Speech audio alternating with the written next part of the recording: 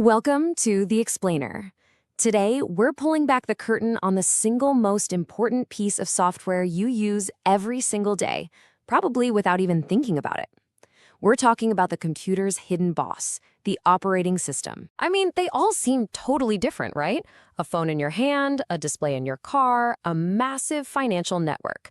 But they all share a secret ingredient. Every single one of them relies on a specialized operating system to manage everything that's going on, from the apps you're tapping, to the speed on your dash, to making sure your money gets where it's supposed to. Yep, they're all run by an OS. So, what is an operating system, really? Well, think of it as the ultimate middleman. It's the bridge between you and the actual physical hardware of your device. It's like the master coordinator, or maybe a traffic cop for your computer. Its job is to manage the processor, the memory, all the hardware, all the software, and just make sure everything plays nicely together so it works for you, the user. You know, the story of the OS is really a story of problem solving. Each new kind of operating system we've developed over the years came about to fix a huge, glaring problem with the one that came before it. So let's walk through that evolution, right from the very beginning of computing. Our journey kicks off in the 1960s with these super simple things called batch systems. From there, we'll see how multiprogramming was invented to make computers way more efficient. Then, how multitasking came along to make them better for us humans. And finally, how all that led to the incredibly diverse, specialized systems we have all around us today. All right, let's jump in our time machine and go back to the 1960s. Now, computers back then were these enormous, multi-million-dollar beasts that filled entire rooms. You didn't just sit down at a desk and use one, no way. Instead, you had to submit your job, and then you'd wait. This whole era was defined by something called the batch operating system. And here is how that whole process worked. First, you'd code your program onto these physical punch cards. Then, you'd literally hand that stack of cards to a human operator. That operator would group your job with a bunch of other similar jobs into a batch. The computer would then chug through one entire job before it even thought about starting the next one.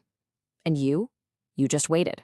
Sometimes for hours, sometimes for days, just to find out you had a typo on card number 3. Can you imagine? Now, this was organized, sure, but it was incredibly inefficient. Here's the killer flaw. If a job needed to do something slow, like read data from a magnetic tape, we call that an I/O task for input/output. That super expensive, multi-million-dollar central processing unit, the brain of the whole operation, would just sit there, doing absolutely nothing, just waiting. A massive, expensive waste of time and power. So this idle CPU problem, that was the trigger for the next big leap. Engineers knew they had to fix this. They came up with this really ingenious solution to keep that pricey hardware working as much as humanly possible. And this, right here, was the dawn of multiprogramming. The core idea here was a total game changer. Instead of just loading one job into memory, the OS would load several.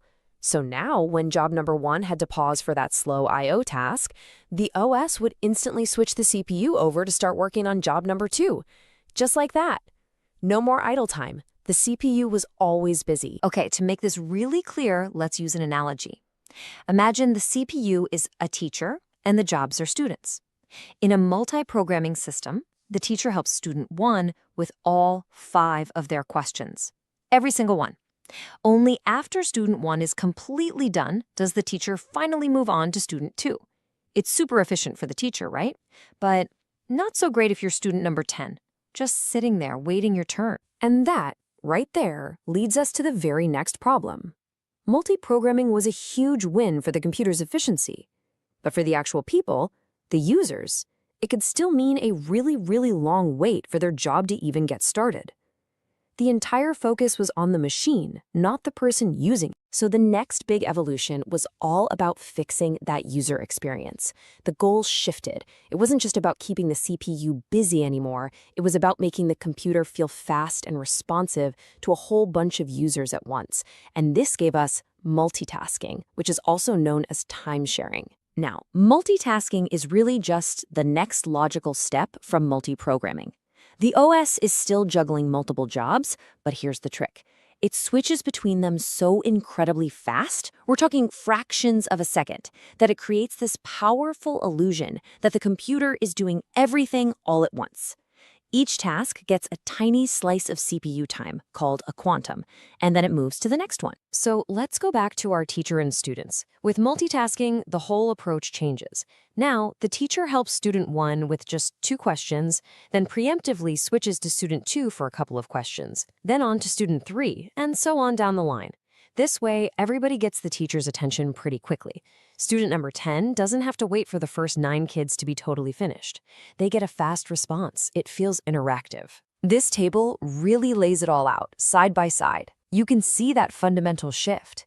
The main goal of multiprogramming, maximize how much the CPU is used. But for multitasking, it's all about minimizing the response time for the user. And that one change in thinking, from non-preemptive to preemptive switching, completely transformed what it felt like to use a computer. And that brings us all the way up to the modern era. We've moved way beyond a one-size-fits-all approach.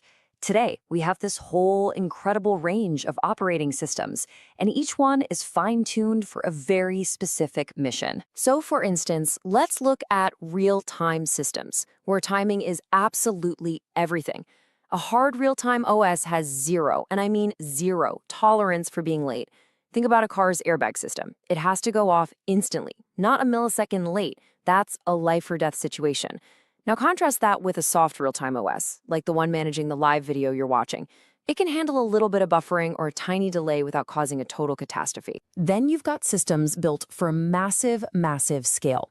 A distributed OS is what connects computers that might be all over the planet, and it makes them all work together like one giant, cohesive system. Think about how Google's search works. That's a distributed system.